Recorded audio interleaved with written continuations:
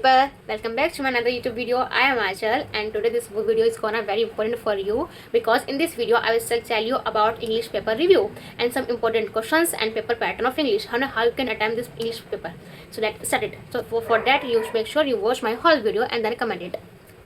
So guys, हाँ, English का इसका अपकमिंग पेपर है सीओटी का इंग्लिश का, तो उसका अभी तो कुछ नहीं पढ़ा। ये वीडियो स्पेशली उन लोगों के लिए है क्योंकि इस वीडियो में मैं वो बताऊंगी जो आप कर सकते हो, उसको नेगेटिव मार्किंग वर्ड करके आप अच्छे स्कोर कर पाओगे इंग्लिश में।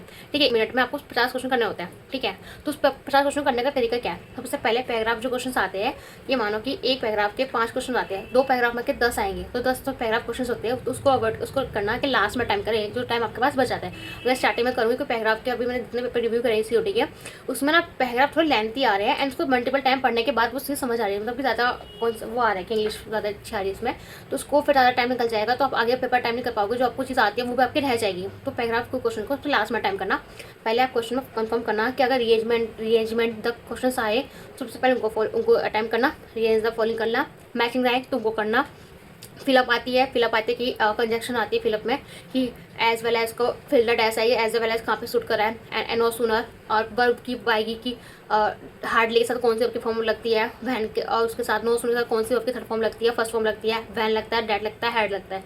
ये क्वेश्चन आई है। ठीक है, इनको तो है कि आप पहले ही अटैम्प्ट कर लेना एंड इनके बारे में थोड़ा देख लेना, क्योंकि रीजन द फॉलोइंग तो चीज़ है कि आप पढ़ोगे ना अलिमेट करके भी आप वो उसको सोल्व कर सकते हो।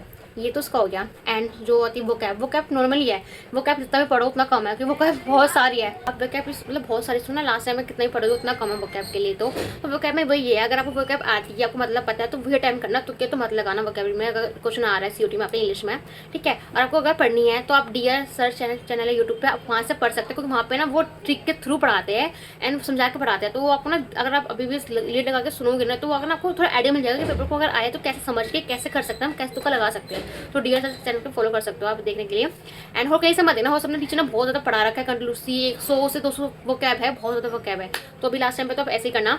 एंड 1 वर्ड सब्स्टिट्यूशंस है, तो एडियम्स होते हैं। अगर आपको लगता है, अगर आप तुक्का लगा पा रहे हैं तो कर देना। ठीक है, 1-2 का मतलब समझ आ रहा है। अगर आपको अच्छे से पढ़नी है तो डियर सर्च चैनल है, मैं तो डियर सर्च चैनल करती हूँ क्योंकि वो अच्छे तरीके से पढ़ाते हैं। 1 मिनट आपको let me show you my notebook also, मैंने उनकी नोटबुक बनाई थी सर की, तो वो बहुत पहले किया, अभी की नहीं है वो गाइस। ठीक है, सर ने कंजक्शन जितने भी कंजक्शन है सर ने सबको लिखाया था, नहीं आपको दिख रहा होगा या नहीं।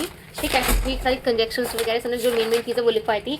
एंड प्रीपोजिशंस भी आती है, ये भी फिलअप के टाइप आएगी प्रीपोजिशन, वो उसमें आप तुक्का लगाओगे एंड समझ के भी करोगे ना तो हो जाएगी।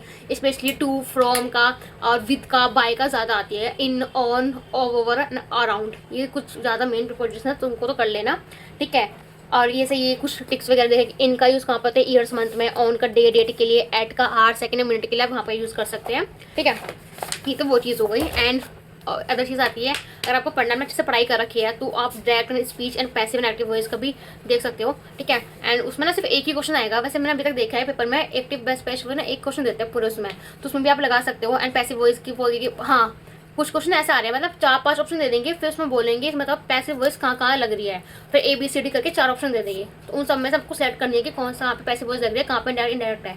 तो इस तरीके से आ रहा है। तो कुछ पैसिव वॉइस अगर नहीं पढ़ा के तो कुछ उनकी हिंट पढ़ लो कि पैसिव वॉइस में बाय का यूज होता है, वर्ब की कौन सी फॉर्म लगती है उसमें जो कंपल्सरी होती है। तो इतना भी अगर आप ओवरव्यू ले लो चीज़ों का, बस सब टॉपिक का ओवरव्यू ले लो, बस उतने से भी क्वेश्चन आपके बन जाएंगे।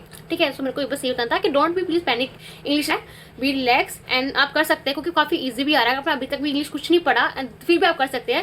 रीअरेंज द फॉलोइंग, मैचिंग तुक्का भी लग के एंड उसको टाइम करना, और सबसे लास्ट में आपको करना है पैराग्राफ। इतना टाइम बचता है लास्ट में, उसके बाद पैराग्राफ की रीडिंग करना। अगर 2 नहीं हो रहे, कम से कम एक ही अच्छे से कर लेना। 2 के चक्कर में मत पड़ना कि आपका है क्या, जो चीज़ है उसको छोड़ना।